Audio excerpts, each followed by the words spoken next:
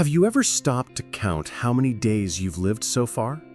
While we invent machines to save time, paradoxically, we have less time than ever. A shadow that declines from birth. This is how Billy Graham described our existence on this earth. But there's something that most people discover too late about time. Something that can completely change the way you live each remaining day. If you stay until the end, you'll discover the secret that Billy Graham revealed about how to transform your limited days into something eternal and truly meaningful. Imagine waking up tomorrow and discovering that you have exactly 1,440 minutes to live, not a second more. How would you spend each minute? This isn't just a philosophical reflection. It's the silent reality we all face but prefer to ignore. In one of his most impactful sermons, Billy Graham confronted thousands of people with an uncomfortable truth. We are all walking toward physical death, and the way we use our time will determine our eternal destiny. Today we're going to dive deep into this transformative study based on the sermon, The Brevity of Life, where Billy Graham unmasks our illusion that we have infinite time. This message has never been more current than today, in an era where we run frantically from place to place, but paradoxically feel emptier than ever. If you're seeking a life with real purpose, an existence that transcends the limited time we have, this video is for you. As we explore these profound teachings together, consider subscribing to the channel and activating notifications so you don't miss our studies based on Billy Graham's most powerful sermons. Content that can literally transform your perspective on life, time, and eternity. Billy Graham preached about the brevity of life on various occasions during his more than 5 decades of evangelistic ministry. But this specific message captures the essence of a truth he proclaimed consistently from the 1940s until his final years of preaching. In an era when technology promised more free time, Graham prophetically observed that, paradoxically, people had less time than ever. The historical context of this sermon reflects a society in rapid transformation. Since 1830, when we developed engines faster than horses, to the era of automobiles and airplanes, humanity has relentlessly sought to save time. However, as Graham astutely observed, we have much less time now than our fathers and mothers had in the days of horses and carriages. This observation remains surprisingly relevant in our digital age, where smartphones and the internet promised instant connectivity, but brought an even greater rush. The sermon addresses 3 central points that resonate deeply with contemporary Christian concerns. First, the inevitable reality of human mortality and how this should shape our daily priorities. Second, the individual responsibility to use our limited time to serve Christ and live according to divine will. And third, the spiritual urgency of making eternal decisions while there is still opportunity. Graham masterfully connects the simple mathematics of life, the few truly productive years we have when we subtract childhood, sleep, and limitations of advanced age, with the profound spiritual question, what have you done and what will you do with your days? This question transcends generations and cultures, touching the core of human existence and our responsibility before God. Billy Graham had a unique way of making spiritual concepts tangible through concrete numbers. Every human being has exactly the same number of hours and minutes every day, he would declare, before presenting mathematics that left his audiences in contemplative silence. 1,440 minutes per day. 168 hours per week. Democratic numbers that make no distinction between rich and poor, powerful and humble. But the most impactful revelation came when Graham broke down a 70-year life. 15 years of childhood and adolescence, 20 years sleeping, 5 years with physical limitations. The result, only 30 years to truly live. And even then, part of that time spent on basic necessities like eating, working, and other mundane obligations. This mathematics isn't cruel, it's liberating. When we understand the real brevity of our productive existence, each day gains eternal weight.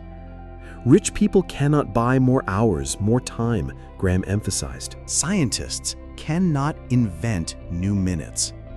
This divine equalization of time reveals God's perfect justice. Regardless of our social position, education, or wealth, we all receive the same daily portion of 86,400 seconds. The question isn't how much time we have, but how we invest the time we've been given.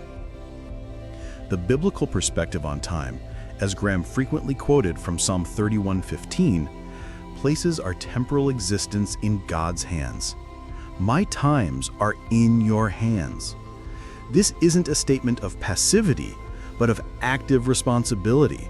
If our times are in divine hands, then every moment must be lived with consciousness of this sacred stewardship. Graham challenged his audiences with a penetrating question. Are you counting your days, or just letting the days pass? The difference is fundamental. Counting days implies intentionality, purpose, and examined life. Allowing days to merely pass is wasting the most precious gift God has given us, time to know Him, serve Him, and prepare for eternity. This divine mathematics of time also reveals the absurdity of postponing important spiritual decisions. No person can save time to spend it another day, Graham reminded. Time isn't like money that can be saved for future use. Every second that passes is irrecoverable. Every lost opportunity may never return. The urgency of this temporal reality shouldn't generate anxiety, but rather clarity of purpose. When we understand we have limited time resources, we naturally prioritize what is truly important. Graham suggested dedicating at least 10% of time to God for Bible study, prayer, and spiritual growth. This isn't a legalistic formula, but a starting point for recognizing that if time is our most precious asset, a portion should be consciously dedicated to the Creator of time. Can you imagine how your life would change if you truly believed you have only 30 productive years? How would this affect your daily choices, your relationships, your priorities? This isn't morbid speculation, but practical biblical wisdom that can transform every ordinary day into a sacred opportunity to live with eternal purpose. What is your life? Billy Graham would ask, echoing the words of James 4:14. It is a vapor that appears for a brief time and then disappears. This biblical metaphor perfectly captures the ephemeral nature of our earthly existence. But Graham expanded this truth in ways that deeply touched his listeners' hearts. Think about the vapor that rises from a hot cup of coffee on a cold morning. For a moment, it's visible, tangible, real. The next instant, it dissipates into the air as if it had never existed. Our life has this same temporal quality, intense and real while it lasts, but very brief from eternity's perspective. This comparison isn't depressing. It's liberating when properly understood. Graham frequently contrasted our perception of time with divine reality. In Jesus' day, maximum speed was that of a running horse. Today, we travel faster than sound, communicate instantly with any part of the world, but paradoxically, feel that time escapes us even more rapidly. We run from place to place like madmen, and time is crumbling around us, he observed. This modern acceleration has created a dangerous illusion. We think that because we have more technology, we have more time. In reality, we have more distractions, more demands, more noise competing for our attention. The vapor of our life continues to be vapor, but now it's being dispersed by even stronger winds of frantic activity without clear purpose. Graham's preaching on this theme always included a sobering reality. God already has a defined day for each of us to be taken from this world. This isn't a fatalistic statement, but a call to responsibility. If our time on earth is limited and the end is certain, then each day must be lived with consciousness of this eternal reality. From the moment we are born, we are all walking towards physical death, Graham declared without romanticization. This uncomfortable truth is precisely what most people avoid contemplating. We live as if we were immortal, making plans as if we had infinite time, postponing important decisions as if there would always be another opportunity. But Graham didn't stop at acknowledging mortality. He pointed to hope. The vapor may disappear, but what we do during our brief appearance has eternal consequences. We will stand before God's great judgment to give account of how we spent this life and what each of us did regarding Jesus Christ. This accountability shouldn't generate paralyzing fear, but holy urgency. If we know that one day we'll answer for every wasted minute, every lost opportunity to serve God and love our neighbor, then each day becomes a precious opportunity to live with eternal purpose. The vapor metaphor also reveals the democracy of mortality. No matter your social position, wealth, or power, we are all vapor. This divine equalization of the human condition should produce humility and spiritual urgency. If kings and beggars have the same temporal nature, then earthly distinctions are less important than our condition before God. Graham frequently asked, "If you died at this moment, are you certain you would go to heaven?" This question wasn't emotional manipulation, but loving confrontation with reality. Vapor doesn't warn when it's going to disappear, it simply disappears. Our preparation for eternity cannot be postponed because our departure from this life is uncertain. How have you been living knowing you are vapor? Have your days been filled with eternal purpose or just temporal activity? This reflection can completely transform how you face each new day that God grants you. We must redeem the time, Billy Graham proclaimed, based on Paul's exhortation in Ephesians 5:16. But what exactly does it mean to redeem time in an era that Graham identified as the last days? This third dimension of his preaching on life's brevity connected personal urgency with global eschatological urgency. The word redeem comes from the business world and means to buy back or seize an opportunity. Graham explained that we need to gain time, not in the sense of creating more hours in the day, but extracting maximum spiritual value from every moment God grants us. It's having wisdom in how we live, a constant consciousness of time as a sacred resource. Graham observed the signs of the times with prophetic eyes. As we approach the end times, he warned, citing Revelation 12, the devil will be frantically active because he knows his days are numbered. This isn't sensationalist speculation, but solid biblical theology. If Satan is working with increasing urgency because he recognizes the nearness of the end, how much more should Christians live with holy urgency? The increase of wickedness was one of the signs Graham constantly identified. Pick up your newspapers and watch the news, he exhorted. Wickedness is abundant everywhere, not just in New York, not just in New Jersey, but throughout the world.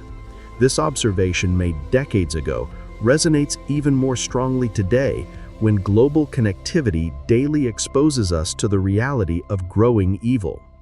But Graham didn't preach escapism or paranoia. On the contrary, he saw the signs of the times as calls to intensified action. Jesus taught us that we must do God's works while it is day, because night comes when no one can work.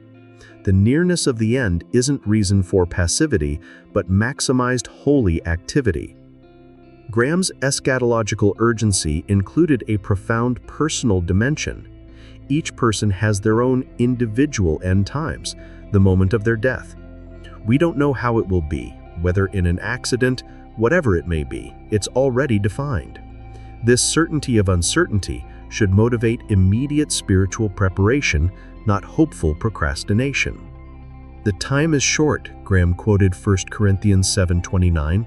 Therefore let us lay aside the works of darkness and put on the armor of light. This Pauline exhortation gained special urgency in Graham's preaching. If time is limited, we cannot waste it with orgies and drunkenness, sexual immorality and debauchery, discord and jealousy. Every minute spent in sin is a minute stolen from eternal purpose. Graham's preaching about redeeming time always included immediate practical application. The things you should do, do now. The money you should give now. The people you should witness to, witness now. This isn't reckless precipitation, but spiritual wisdom that recognizes the irrecoverable nature of lost time. Every time the clock ticks, it seems to say, now. This personification of time as divine messenger transforms every clock tick into a reminder of present opportunity. There is no more appropriate moment than now to make important spiritual decisions. Graham's temporal urgency always culminated in evangelistic appeal. Come to Christ now. He knew that someday it will be too late for your soul. This isn't manipulation through fear, but love that recognizes the reality of limited opportunity. Time is too short for indecision and vacillation. How are you redeeming your time in these final days? Every delayed decision, every wasted opportunity to serve God, every moment spent in futility is irrecoverable. But God, in His mercy, still grants new days, new opportunities, new nows for those who choose to live with eternal purpose. The central revelation of Billy Graham's preaching on the brevity of life can be summarized in one transformative truth. Time is not just a resource to be managed, but a sacred gift to be invested in eternity. When we understand that we are temporary stewards of limited days, each dawn becomes a new opportunity to live with divine purpose. Graham taught us that time's tyranny can be broken when we surrender our agenda to God. My times are in your hands isn't passive resignation, but active trust. When we align our limited days with God's eternal purposes, we discover it's possible to live a full life even in brief vapor. The immediate application of this message in your Christian life begins today, now, at this moment. Set aside at least 10% of your time for God, not as a religious obligation, but as recognition that He is the source of all time. Use these hours for deep Bible study, meaningful prayer, and intentional spiritual growth. Do the things you should do today, not tomorrow. Give what you should give now. Witness to whom you should witness today. Remember that you have a unique work assigned by God. As Jesus said in John 17:4, He glorified the Father by completing the work given to Him. You also have specific work in God's kingdom. No one can take your place or do what you need to do. God needs you as a tool in His hands, and the time for this work is now. If this study touched your heart, consider subscribing to the channel to receive more profound and transformative studies based on Billy Graham's sermons. Your comments about how this message impacted your life are precious to us and can encourage other brothers and sisters.